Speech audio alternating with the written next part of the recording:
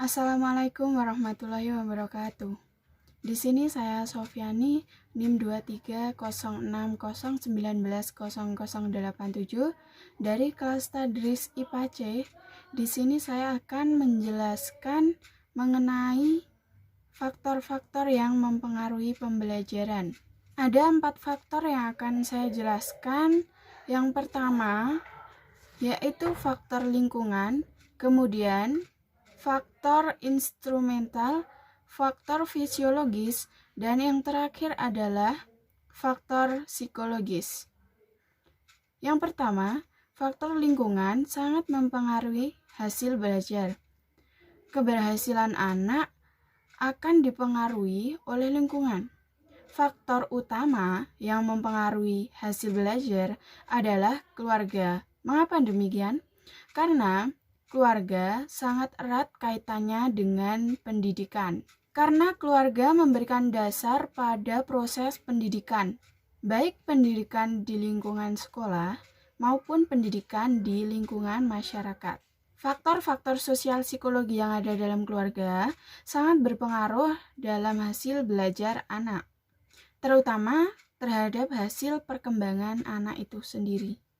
Di sini dapat diletakkan pada contohnya kasih sayang orang tua, kebutuhan akan kewibawaan orang tua, dan nilai-nilai kepatuhan juga berpengaruh. Faktor lingkungan siswa dapat dibagi menjadi 2, yaitu faktor alam dan faktor non-sosial. Contoh dari faktor sosial itu seperti keadaan suhu, kelembapan udara, waktu pagi, siang, malam, sore, tempat, dan lain sebagainya. Itu termasuk ke dalam faktor non-sosial. Faktor yang kedua yaitu mengenai faktor instrumental yang mempengaruhi hasil belajar. Ada 4 faktor instrumental. Yang pertama adalah guru, kemudian kurikulum, kemudian sarana dan prasarana, dan yang terakhir adalah program. Akan saya jelaskan satu persatu. Yang pertama mengenai kurikulum. Jadi, kurikulum adalah rencana pembelajaran yang terstruktur, terprogram, dan terencana. Jadi dengan adanya kurikulum, kita dapat menyelenggarakan pendidikan dan mencapai tujuan pendidikan itu dengan mudah. Dalam makna yang lebih luas, kurikulum adalah kumpulan seperangkat nilai yang ditransformasikan untuk menjadi subjek didik, baik nilai-nilai dalam bentuk psikomotor, afektif, maupun kognitif. Kemudian yang kedua adalah program. Setiap sekolah pasti memiliki program pendidikan untuk memajukan sekolah-sekolah yang ada di Indonesia. Keberhasilan pendidikan di sekolah tergantung kepada program yang ada di sekolah itu. Semakin baik program yang diadakan, pasti kualitas pembelajaran pun semakin baik. Jadi program juga sangat berpengaruh dalam keberhasilan pembelajaran. Kemudian selanjutnya adalah sarana dan prasarana. Semakin baik sarana dan prasarana sekolah, pasti hasil belajar juga akan semakin baik. Mengapa demikian?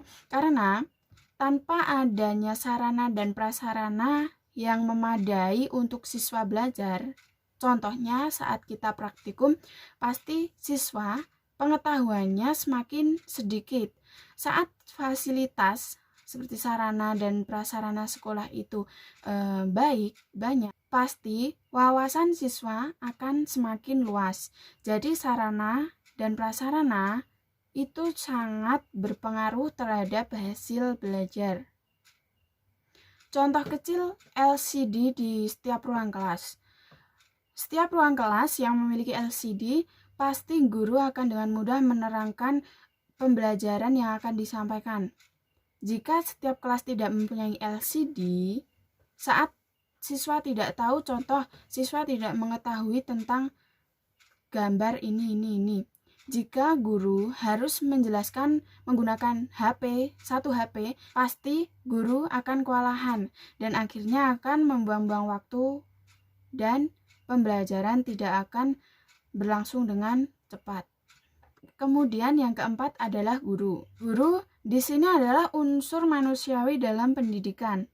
Maka kehadiran guru itu mutlak di dalam proses pembelajaran. Kalau di dalam kelas hanya ada peserta didik dan tidak ada guru, pasti belajar mengajar tidak akan berlangsung karena proses belajar mengajar pasti harus ada guru dan peserta didik. Tetapi juga harus diperhatikan guru seperti apa yang bisa mensukseskan hasil belajar anak. Dan guru juga harus memenuhi syarat-syarat sebagai guru, seperti guru harus mempunyai profesional yang tinggi. Kemudian guru juga harus berpengetahuan yang tinggi, paham psikologi anak, dan sebagainya. Karena semakin tinggi kualitas dari guru itu, maka akan lahir juga kualitas-kualitas unggul yang lahir dari seorang siswa. Kemudian yang ketiga, faktor psikologis yang mempengaruhi hasil belajar. Yang pertama adalah keadaan fisik. Pada umumnya kondisi fisiologis anak sangat berpengaruh terhadap pembelajaran. Mengapa demikian?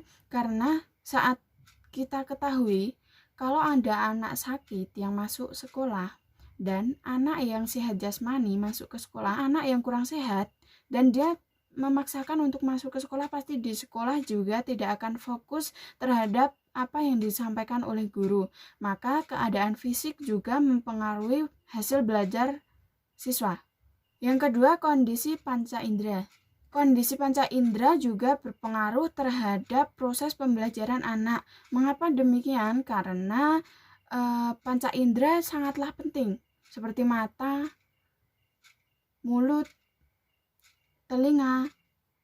Saat kita membaca, kita pasti membutuhkan mata. Dan saat guru menjelaskan, kita juga membutuhkan telinga untuk mendengarkan penjelasan dari guru. Apabila panca indera ada yang kurang, pasti akan mempengaruhi proses pembelajaran dan proses pembelajaran juga akan terganggu. Kemudian yang terakhir adalah faktor psikologis dalam mempengaruhi hasil belajar.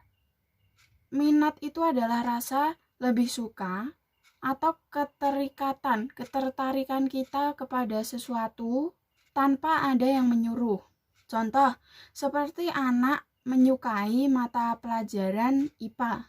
Tanpa disuruh pun dia akan giat mengerjakan tugas IPA, atau saat pembelajaran IPA, dia akan dengan mudah menerima pembelajaran yang disampaikan oleh gurunya. Maka dari itu, seorang guru harus jadi fasilitator yang baik agar berdampak baik juga kepada hasil belajar siswa. Kemudian yang kedua ada kecerdasan. Kecerdasan seseorang itu pasti berbeda-beda. Setiap anak pun pasti memiliki IQ yang berbeda-beda. Anak yang memiliki intelijensi tinggi, pasti pencapaiannya pun akan tinggi juga. Begitupun sebaliknya, anak yang memiliki intelijensi rendah, pasti pencapaiannya akan rendah juga. Karena dari berbagai penelitian juga telah menunjukkan bahwa ada hubungan erat antara IQ dengan keberhasilan anak.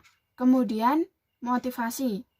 Jadi motivasi itu kondisi psikologis yang mendorong seseorang untuk melakukan sesuatu.